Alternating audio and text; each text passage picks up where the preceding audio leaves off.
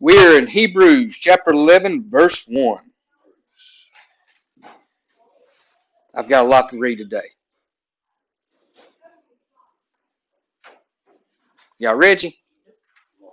Reggie Miller. NLT.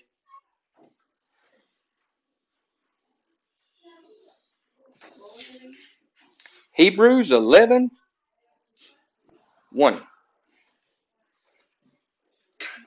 Y'all got it? Faith shows the reality of what we hope for. It is the evidence of things we cannot see. Faith.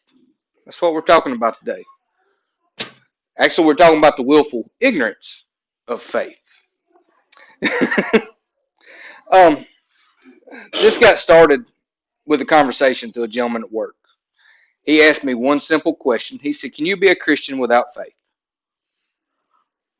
And I paused for a minute. I said, "Well, there's a lot of Christians running around right now that say they have faith but don't put it into action. You know, faith without works is dead." That's in James 2:7, if I'm not mistaken. But a lot of times we never put forth the effort of the faith that we try to put into God.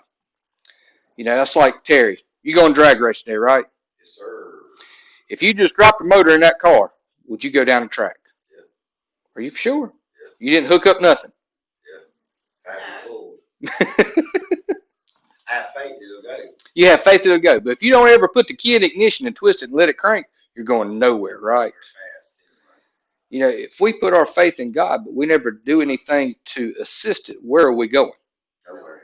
We're stalled. I think that's the problem that we face a lot of times in Christianity is we stall out.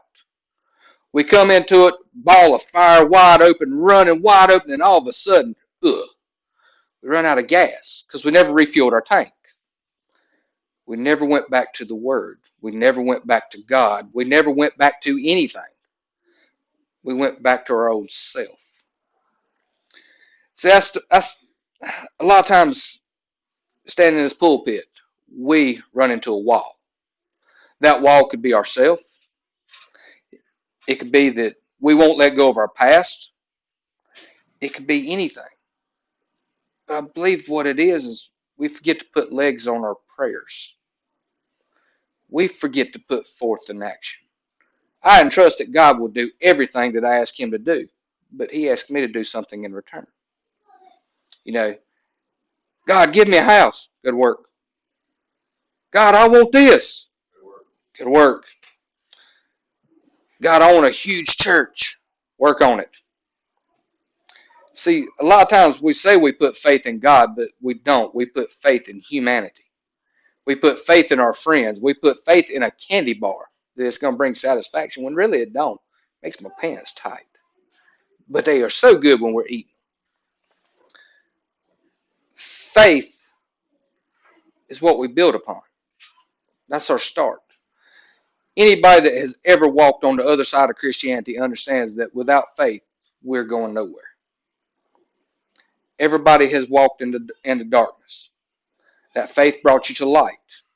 Now you can see where you're going. But a lot of times we want to turn around and look back. When you look back into darkness, what do you see? Dark. Is there anything really there? Can't see it if there is. So is God in it? He's always there. He pulled you out of it, didn't He? Yes, sir. He's showing you what you're missing, ain't He? That's right. But why don't we show everybody else? What they're missing. Right. But a lot of times it's real easy to fall back into our old ways. You know, when you break down faith, faith is nothing more than trust. Do you truly trust God? Do you trust Him with your life? Do you trust Him with your bank account? Do you trust Him with your car? Oh, yeah. David, how hard is it to trust God with everything? Extreme. Has God failed you yet? No. Have you failed God, though? Every day. Everybody in here's failed God at least once, right? In the last hour? What about you, Scott? Every time he buries a body. Terry, that's horrible. how do you trust somebody? I know usually it takes time to get to know them. And so I mean, you have to put forth an effort to be able to trust just your ordinary judge. So, Same with God. I mean, yeah, it took you a little while. to realize that He's always got your back. What's the first step when you want to know somebody? What's the first thing you do? Ask their name. Ask their name. Anybody else? What's the first thing you do? Nowadays, most people Facebook stalk you. You still have to say hello. So. You have to find their name out. Hey, who is that? Look on my phone and see who this is. Okay. You can Facebook stalk God, believe it or not. It's called the Bible. You can read into it. You can get to know him a little bit more. You can see the great things he's done. That's one thing I love about Hebrews 11. That chapter, I call it the Hall of Faith. It's people in there that you just do not believe should be there.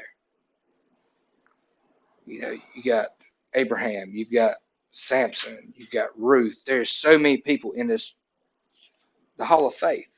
But if you read their life, you don't even think they should be in the Bible. It was rough and rugged, man. Samson done everything except for what God asked him to do.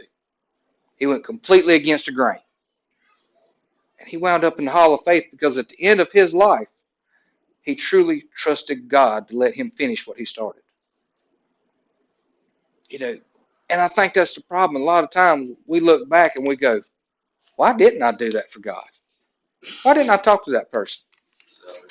Why didn't I pray more? Why didn't I talk to God more? Why didn't I fellowship with fellow Christians more? Why didn't I fellowship with anybody more? A lot of times we fellowship with people outside this church that truly need to hear what God told you Sunday. But it's easier to tell jokes or crack jokes or be a smart aleck or whatever you want to do. I'm always cracking jokes with people. I love to see people smile. That's the biggest thing. They tell me that we're all created in God's image. And I have faith that that is true. But see, we don't see that beauty of Christ within us because we're not looking for the faith that he gave us. We're not looking at what he has created us to be. And I blame that on everybody. How do you say this? I blame this on the social media for disrupting our beliefs in ourselves. They tell us that you have to be this size to be accepted. They tell you have to be this color, that your hair has to be cut this way, that you have to wear these shoes, you got to have these jeans, you got to have this to be accepted. No, you don't. No, go against the grain. Show people who you truly are. Don't be afraid to show people what God intended you to be. Shine for God. Quit shining for this world. This world don't mean nothing. At the end of it all, you will never hear anybody on their deathbed say, I wish I'd worked more hours. I wish I'd bought those shoes. I wish I'd wore this type of clothes. I wish I'd cut my hair this certain way. No. I ain't ever heard, I wish I'd loved more. I wish I'd spent more time with my kids. I wish I'd spent more time with my friends. I wish I'd kicked back and relaxed more. But see, we don't put faith in God. We put faith in this world, and that kills us. Slowly. It takes away what God intended us to be. Everybody has that gift. David's got a gift for teaching. He truly does. I do not have that gift. I am short-tempered. I think everybody should pick it up on their own. I was self-taught, and I think everybody else should be the same way. I don't know how to teach, but I love to draw. That's a gift. Terry loves to go fast. Believe it or not, that is a gift because I know some people that can't. I get behind them all the time. They are scared to go over 35 miles an hour in a 65-mile-an-hour zone. And I got faith that God's going to let them pull over. And they do eventually, just usually after I turn. Yeah, right. But God needed to slow me down for a minute. He needed me to collect my thoughts. That's what we're going to go with. But the faith that we put in this world, if we put it into God, imagine what this world could be. Imagine how much of a better place this could be. You know, me and David talk all the time about how differently life could be if we'd done different choices. You know, David's a lawyer. If he would have stuck with that, I don't think he'd be sitting on this pew right now. He wouldn't be helping me on Sundays. If I'd have took my different course, would I be here? No, I'd be somewhere else. You know, everybody in here would be sitting somewhere differently than where they are if they hadn't took the choice, the path that God had created for them. What do you think, Terry? I agree with that because, like I said, like I said, we were at a different church. It was only because of John and Barb that we even started coming here. Yeah. So, I mean, and, they're not here, of course, but, we found a good church home that that we felt comfortable with. Mm-hmm. That, comfort building means a lot Yes. when you're trying to get started. So. Right. Have you found that comfort with God yet? Have you found a peace that you didn't know existed? And that started off with that little bit of faith, right? And have you noticed the more that we turn over to God, the more we put our faith in Him? Better things are. Why do we keep taking them back, though? Because that's in our nature. What'd you say, David? Say it loud. We're stupid. Yeah, Why are we it's in our stupid? nature to do things on our own. That right there. Say it again. It's in our nature to do things on our own. Try to figure it out on our own, be ourselves. But We are God. God's Yes. taken care of me my whole entire life. I can't turn my back on Him No. now. Song that just got finished playing. You're not alone. Right. Everything we do, God is there with you. God is inside of you. He is with you. He is willing to do anything to help you. But you got to be willing to put first that fourth effort, that first step. Like I said, you will never go down that drag strip if you don't ever crank that car. You will, just be slow. One foot out the door, pushing. Flintstones. It's easy to stop, though. You just can't get a cool burnout. Everybody has a destination that God has designed for you. But you have to be willing to put forth the effort to make the first move. You have to walk for God. You have to cry out to Him. Say your prayers. Talk to God. It doesn't have to be long-winded. A lot of times it's just thank you, God, for another day. Thank you for waking me up. God, I thank you I got food on my table. There's people out there who would love to have that. Oh, yeah. People would love to have a roof over their head. A lot of things that we take for granted on a daily basis that God provided for us, we wouldn't know what to do if He took it away. You lost. We've been there before, haven't we, Terry? How well did that work out? Like I said, that little bit of faith is all it takes to get you headed in the right direction. Size of a mustard seed. Have you ever picked up a mustard seed? It's hard to see. It's not hard. It's not even easy to grab. But faith without works is dead. You can have all the faith in the world, but if you never leave your couch, you have done nothing. I think that's the problem that we all face from time to time. We know we want to do something, but we don't know how to do it. That's where the willful ignorance comes into play. Anything you need to know. You need a good thesaurus, it's on the phone wherever I threw mine. You've got a thesaurus on it. You've got a dictionary on it. You've got commentaries. You've got videos of different people preaching. You've got everything you need on that little device in your hand. And yet we go watch YouTube videos of something else. Or we'll scroll for Facebook for a half hour. Or Instagram for a half hour. Or whatever. Pinterest. I don't care. Yeah, Snappy Chat. So what? 3 hours, yes. There is so much that we could be doing that we don't with this little thing. It's just like my phone, my ringback tone's Christian music. Yes. So everybody calls me, gets a little taste of God. Gets a little taste of God every time they call. I was looking at a phone the other day, and I could not literally get over the technology within it. the processor that in it is better than what's on my computer. The memory is more than what's on my computer. And I'm sitting there going, this will fit in your pocket. And it's just gonna get smaller Yes. and larger at the same time. Right. And yet, we use it for purposes not intended. I'll be honest with you, mine's a glorified flip phone. I call people on it. I do look at Instagram and Facebook. I'll be the first to admit that one. I do use it as my Bible. But I can't study the Bible on my phone. It does not work out. It does not have that feel. You know, it's just not there. You know, I got faith that God's working on me slowly.